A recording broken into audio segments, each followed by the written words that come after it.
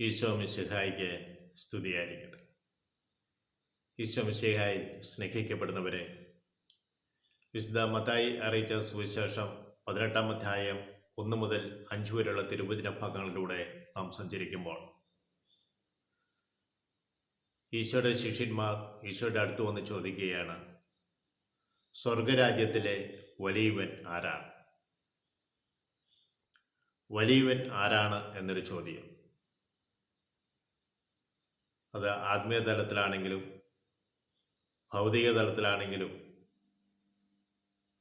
വലിയവൻ ആര് എന്നൊരു ചോദ്യം. സ്നേഹമുള്ളവരെ, ഈശോ കൊടുക്കുന്ന മറുപടി ഇതാണ്.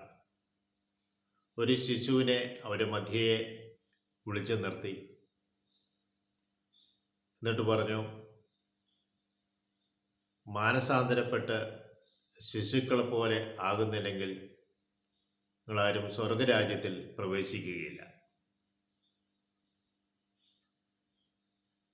തുടർന്ന് പറയുന്നത്, ഈ ശിശുവിനെ പോലെ ഏറ്റവും ചെറുതാകുന്ന ഒരുവനാണ് സ്വർഗരാജ്യത്തിലെ വലിയവൻ.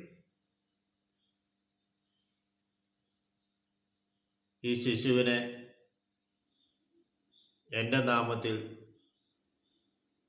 സ്വീകരിക്കുന്നവൻ എന്നെയും സ്വീകരിക്കുന്നു. സ്വർഗരാജ്യത്തിലെ വലിയവൻ എന്ന ചോദ്യത്തിന് ഈശോ കൊടുക്കുന്ന മറുപടിയാണ്. എവിടെയും വലിയവൻ ആരാണ് എന്നൊരു ചോദ്യം ഉണ്ട്. അവിടെയാണ് കാണിച്ചു കൊടുക്കുക, എളിമയിൽ ജീവിക്കുന്ന, ചെറുതാകുവാൻ ആഗ്രഹിക്കുന്ന വ്യക്തിയാണ് സ്വർഗരാജ്യത്തിൽ പ്രവേശിക്കുന്നത്. ശിശുവിൻ്റെ ചില പ്രത്യേകതകളുണ്ട്. ആർജവത്വമുള്ള ഒരു മനസ്സിൻ്റെ ഉടമയാണ് ശിശു. ഈ ലോകത്തിലുള്ള സകലതിനെയും സ്നേഹിക്കുവാനും താലോലിക്കുവാനും ഒരു ശിശുവിന് സാധിക്കും. രണ്ടാമതായി കാണുന്നത്, വർത്തമാന കാലത്തിലാണ് ശിശു ജീവിക്കുക. കഴിഞ്ഞുപോയ അവസ്ഥയെക്കുറിച്ചോർത്ത് വേദനിക്കുകയോ വരാൻ പോകുന്ന അവസ്ഥയെക്കുറിച്ചോർത്ത് സന്തോഷിക്കുകയോ ദുഃഖിക്കുകയോ ചെയ്യുന്നില്ല. വർത്തമാനകാലത്തിൽ അതിശയത്തോടുകൂടി സന്തോഷത്തോടെ ജീവിക്കുവാൻ ശിശു ആഗ്രഹിക്കുന്നു.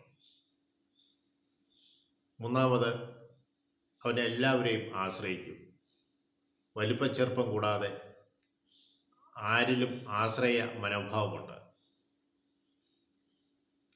നാലാമതായി കാണുന്നത്, സകലതിനെയും നോക്കിക്കാണുന്നത് അതിശക്തിയോടു കൂടിയാണ്, അത്ഭുതത്തോടു കൂടിയാണ്.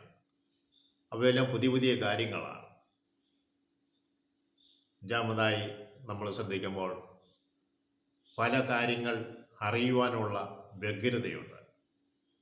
പുതിയ പുതിയ കാര്യങ്ങൾ കാണുമ്പോൾ അത് അന്വേഷിക്കുകയും അത് കണ്ടെത്തുകയും ചെയ്യും. തനിക്ക് ഇഷ്ടമുള്ളവരുടെ കൂടെ തന്നെ എത്ര വേദനിപ്പിച്ചാലും ദ്രോഹിച്ചാലും അതെല്ലാം മറന്ന് തനിക്ക് ഇഷ്ടപ്പെട്ടവരുടെ കൂടെ വസിക്കുവാൻ ശിശു ആഗ്രഹിക്കുന്നു. സ്നേഹമുള്ളവരെ, ശിശു സകലതും മറക്കുന്നതാണ്.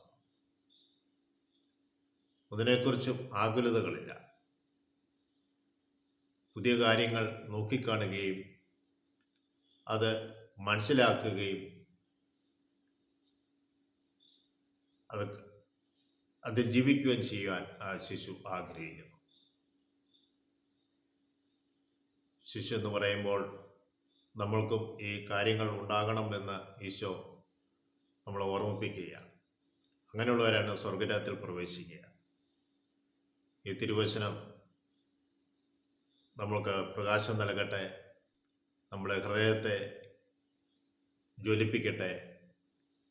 പരിശുദ്ധാത്മാവിനാൽ നിറഞ്ഞു ജീവിക്കുവാനും ശിശു സഹജമായ മനോഭാവത്തോടെ വസിക്കുവാനും ത്രിയേക ദൈവം നമ്മളെവരെയും അനുഗ്രഹിക്കട്ടെ എന്ന് പ്രാർത്ഥിക്കുന്നു.